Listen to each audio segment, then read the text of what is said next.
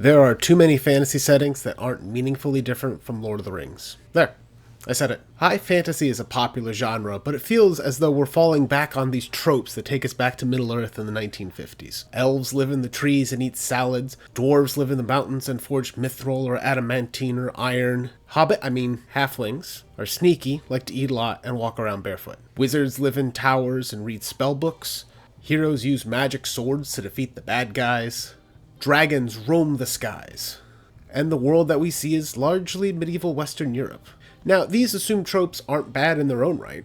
It can make a very easy jumping in point for new players who are probably familiar with these tropes. Because of pop culture, most everyone can imagine what a dwarf fighter in a tavern looks like, or a halfling running underneath an ogre's great club. Though I've seen established settings like Star Wars used for similar effect, the truth of the matter is most of these TTRPG worlds are based on Tolkien's Middle-earth, and we can see this everywhere. But on my side of the screen, where I've run Dungeons & Dragons for over 20 years and through 3 editions, that's a lot of dragons. So, I felt this would be a good time to show off my world building process. In this series, I'm going to show my process of building out a fantasy world, and perhaps you guys can glean some insight and maybe even send some back to me in the comments. Now, we're going to start with the broad strokes of the world, and in future episodes, we're going to hone in on specific aspects to help make the world feel lived in and consistent. Now is as good a time as any as well to point out that world building like this is important in any creative endeavor, even if you're using the real world as your base. World building is more than naming continents or fallen empires. It's about highlighting the parts of your world that are going to be most important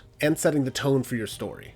The James Bond franchise takes place in arguably the real world, but it's quite different than the Marvel Cinematic Universe or Final Destination. Even in a modern, hyper-realistic setting, every element your story chooses to interact with, from gangs in London to a top-secret research lab, is all a part of world building. So, what is our non-Tolkien fantasy setting going to look like? Well, for that we'll need to understand what fantasy is as a genre, but that's a pretty big topic for this video. For our purposes, we'll call it a speculative world with magical or supernatural elements either lightly to heavily used. My personal taste in fantasy has shifted over the years to the more esoteric stuff like Spelljammer, Eberron, or Dark Sun, but I think we can stretch this definition further to include things like Japanese RPGs, which have wildly creative settings, stuff like any of the Final Fantasies, The Legend of Zelda, or even Phantasy Star, or other cultures that pull from different works but would still fall under the fantasy genre. While many of these fantasy settings have roots in D&D, they step away from well-worn tropes and allow a sense of discovery and wonder that's often overlooked. But enough of all that. Let's get into it. Now, if you're building a world for your next novel, you don't have to worry about this next step, but it is vitally important for game masters building out their campaign setting. What system are you using? For this exercise, I'm going to build a world using the rules of Dungeons & Dragons 5th edition, because it's a common enough touchstone that most anyone watching this video is going to understand. And it allows me to highlight how built-in expectations can be subverted. There's very little sense in building a world that doesn't interact with the mechanics of your system, which you can get really experimental with, but that's beyond our scope. Next, I'm going to start making lists of things that I think are cool and want to include in my campaign setting. Themes, monsters, genres, types of characters, and other points of inspiration are all going to go in here. One of the key things here is not to confine yourself to things that you think should be in a fantasy setting. Get crazy with it. If you love John Wick style gunfights, put it in. This can also be a great process to bring your players into. What do they want to see in your game? Do they love court intrigue? Well, then you'll probably need some kind of court. If they're all medieval war history buffs, let's break out the trebuchets. We also want to make a list of things we're not going to include in our setting. So for this example, I'm going to start with what we're not going to include. We're making a non-Tolkien world, so what does that mean? Well, I'm going to remove elves, orcs, dwarves, halflings, and gnomes from the get-go. I feel as though even trying to reimagine them as something else is still only going to serve to highlight the contrast, and we need to step away from these expectations entirely.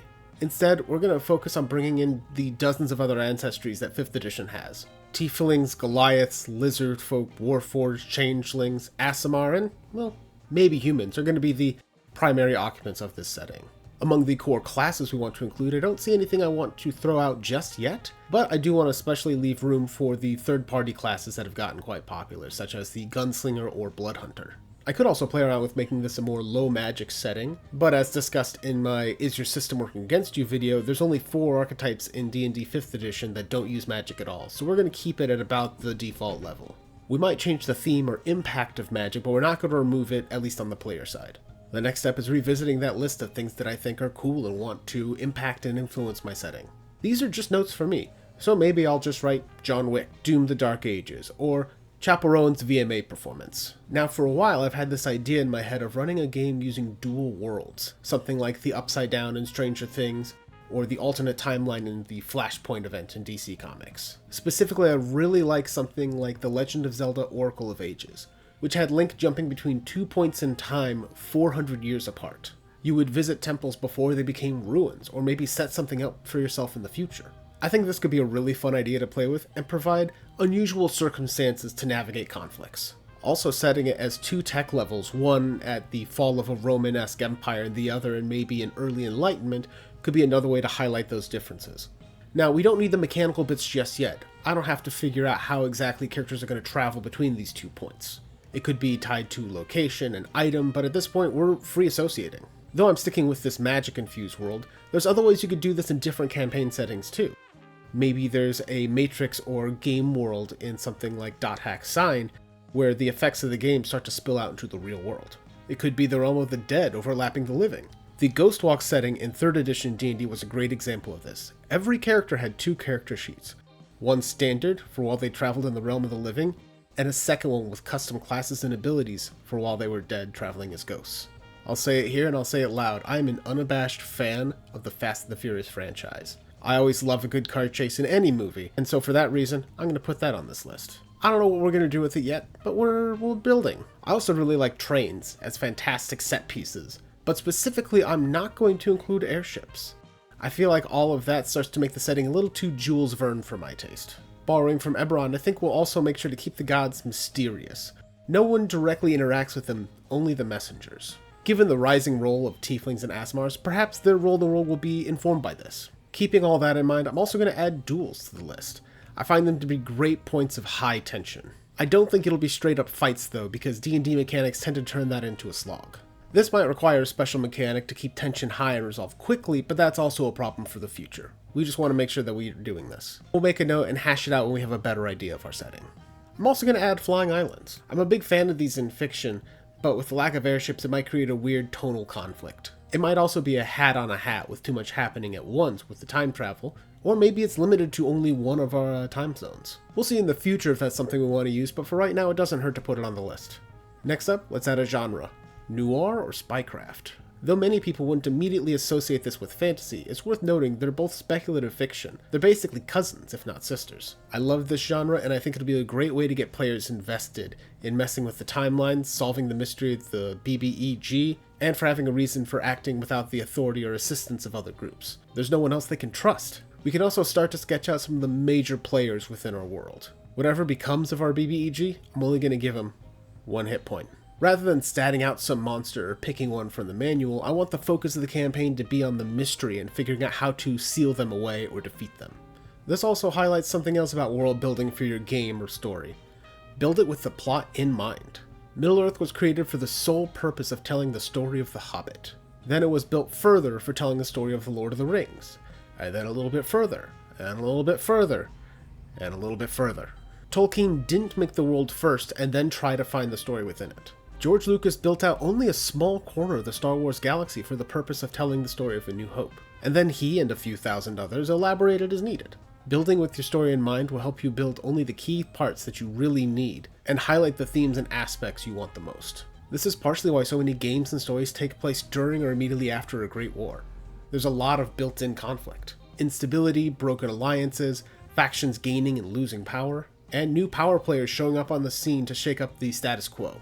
An often overlooked question in storytelling is, why is the story happening now? Why didn't it happen 1, 10, 100 years ago? One more thing I'm going to add here is unique monsters. In my years of DMing, I found I don't frequently reuse the same types of monsters for multiple encounters, barring summoning staples like elementals and zombies. Once you fight one beholder, it feels kind of repetitive to fight more of the same, even if they have different eye rays, and most of my stories don't involve beholder civilizations. Instead, I'm going to take a page from Greek mythology and make every monster unique and singular. That beholder might be an experiment gone wrong or a single person cursed by the gods. There's not a whole society of frost giants, there's one that guards an ancient temple way up in the mountains.